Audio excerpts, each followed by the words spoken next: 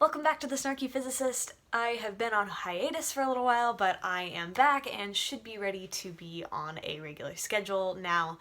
Okay, so people are always asking me how my summer is, and they say stuff like, oh, it must be so nice to have summers off as a teacher, people who aren't teachers. I have three things to say to this. Number one, yes.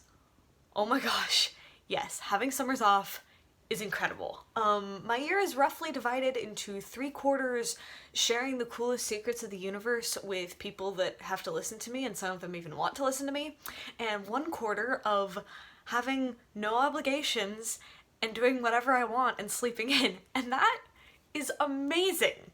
So yes, it is great.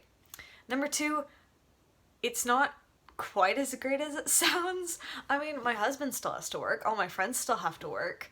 I've still got other projects to do, which I guess is kind of a good thing because it keeps me busy, because there are definitely those days when I'm kind of stuck by myself at home. I can't take off and go on vacation. But, so I'm basically just sitting around watching Netflix or whatever, and that sounds really great until like the 6th or 7th hour where you're like, completely lethargic and your bones and blood are molasses and you can't remember what day it is or whether you're hungry or tired, and then you can't sleep well, and you wake up the next day and you don't have any energy to do anything but watch Netflix, and that's basically your life. I've lost entire consecutive days of my life to this.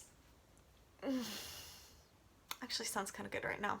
And number three, it's not really a vacation. It's more like a summer unemployment.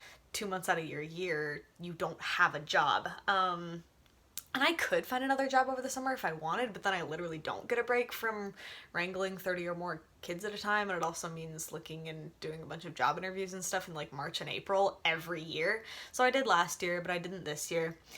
And I've got other projects to do. I've been working on writing, meeting with other people who also have irregular work schedules. We've been doing renovating. And I'm thankful to have that structured unemployment to be able to do all those things. But vacation seems like a generous word for period of time during which I don't have a job because of the nature of the school year schedule. But you know what? Even with those caveats, I am not going to complain about having 10 weeks of no obligations every year. So, on the other hand, I am that super annoying person who's really excited to be back and just wants to be back in the classroom and can't wait for everything I get to teach this year. So, with that said, happy back to school. Let's make it a great one.